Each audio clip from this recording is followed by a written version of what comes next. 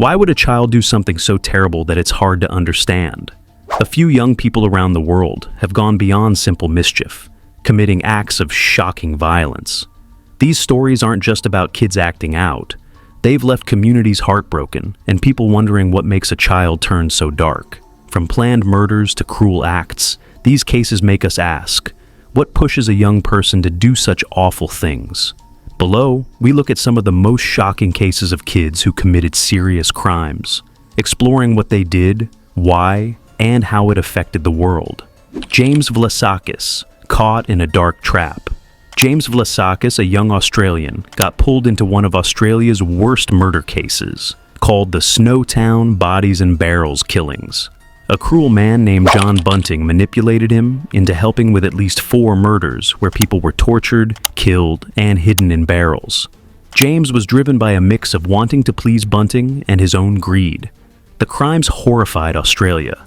At first, James was a victim of Bunting's abuse, but he later joined in willingly. He helped police catch others involved and was sentenced to 26 years in prison. This shows how easily a young person can fall under the influence of a dangerous person. Eric Smith, anger that turned deadly. In 1993, 13-year-old Eric Smith did something unthinkable in New York. He tricked a 4-year-old boy, Derek Roby, into a wooded area where he strangled him, smashed his head with a rock, and hurt him badly. Eric confessed to his mom, who told the police. Doctors said Eric had a condition that made him lose control of his anger, and he'd been bullied a lot. At 14, he was tried as an adult and got a life sentence with a chance for parole. After 27 years in prison, where he said he was sorry and even got engaged, he was freed in 2022. His story makes us think about how bullying and mental health problems can lead to tragedy. Brenda Ann Spencer, A Monday She Hated. On January 29, 1979, 13-year-old Brenda Ann Spencer turned a normal school day into a nightmare in San Diego, California. From her house across from an elementary school, she shot at kids, killing 2 and hurting 8 children and a police officer. After firing 36 times, she hid until police caught her. When asked why, she said, "I don't like Mondays. This livens up the day." Tried as an adult, she admitted to the crimes and got a life sentence. She said her dad abused her, but she's still in prison with her next parole hearing in 2025. Her case is a scary example of a kid acting violently for no clear reason. Joshua Phillips, a mistake that ended in horror. In 1998, 14-year-old Joshua Phillips did something shocking in Jacksonville, Florida. While playing with his 8-year-old neighbor, Maddie Clifton, he accidentally hit her with a baseball, making her bleed and scream. Scared, he took her to his house, hit her with a bat, and hid her under his bed. When he realized she was still alive, he killed her by cutting her throat. Her disappearance confused everyone until his mom found the body. Joshua was tried as an adult and got life in prison without parole.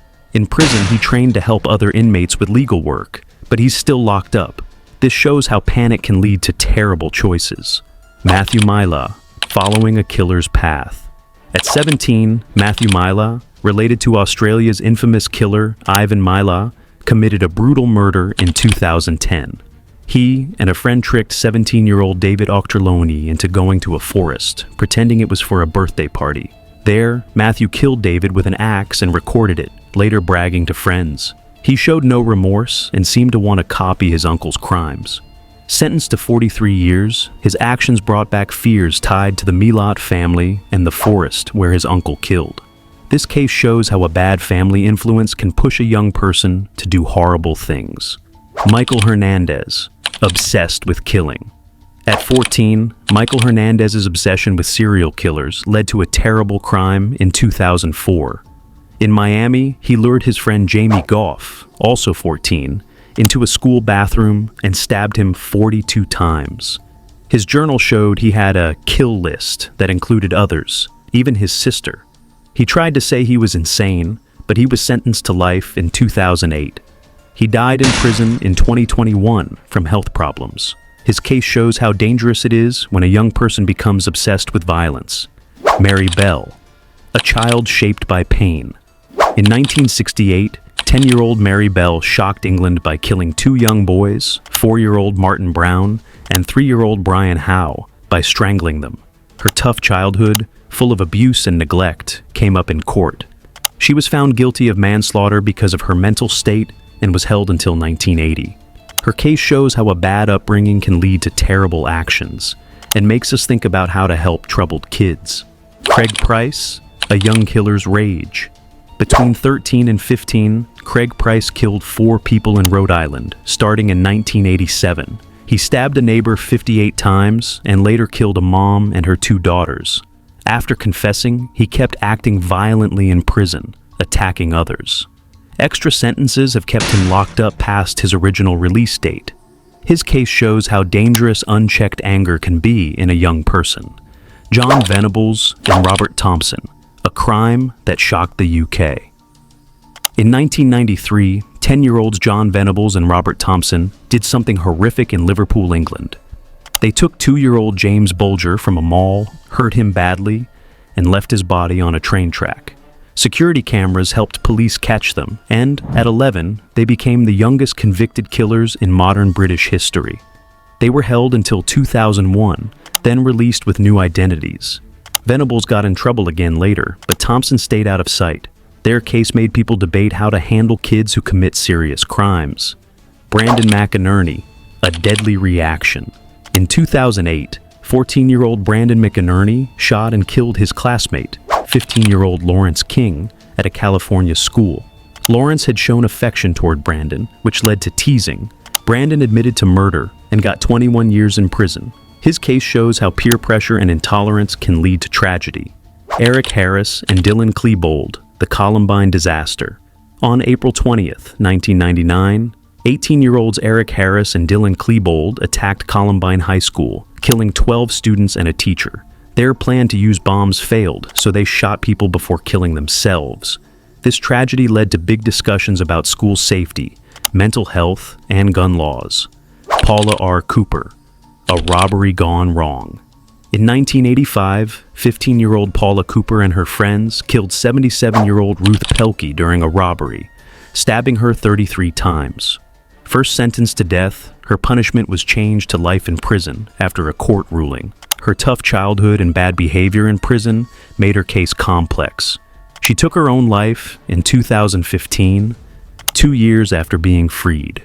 Nathaniel Abraham, a child, tried as an adult. At 11, Nathaniel Abraham was one of the youngest Americans tried as an adult for murder. In 1997, he shot and killed 18-year-old Ronnie Green, saying it was an accident. Prosecutors said he meant to kill, pointing to earlier threats.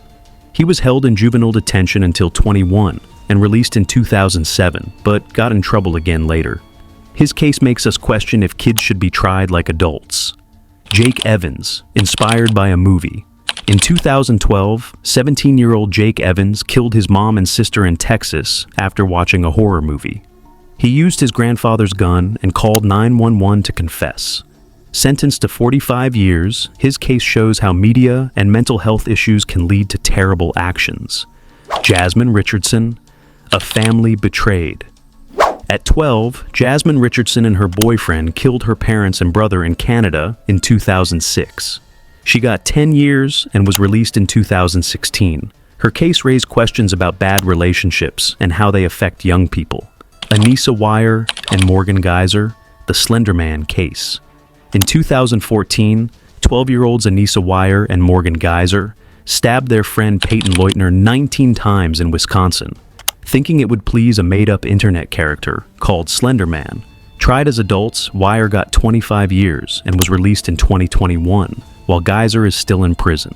Their case shows how online stories can influence kids. Cindy Collier and Shirley Wolf, a deadly visit. In 1988, 15-year-old Cindy Collier and 14-year-old Shirley Wolf killed an 86-year-old woman, Anna Brackett, after she let them into her home. Both got juvenile detention and were freed by 27. Their tough childhoods played a big role in their actions. Alyssa Bustamante, a neighbor's tragedy. In 2009, 15-year-old Alyssa Bustamante killed her 9-year-old neighbor, Elizabeth Olton, in Missouri. She had mental health problems and got a life sentence with a chance for release. Her case shows how untreated mental illness can lead to crime. Thomas J. Lane, a school shooting's impact.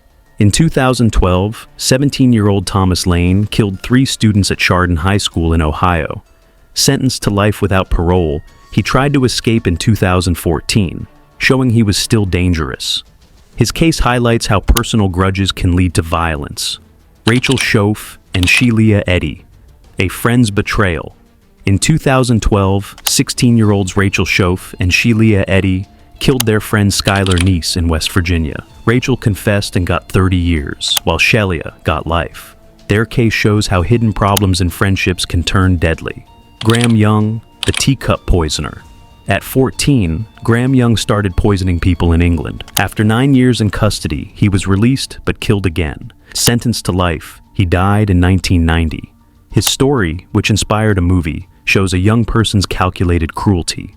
These stories show how things like tough childhoods, mental health problems, bad influences, and society can push kids to do terrible things.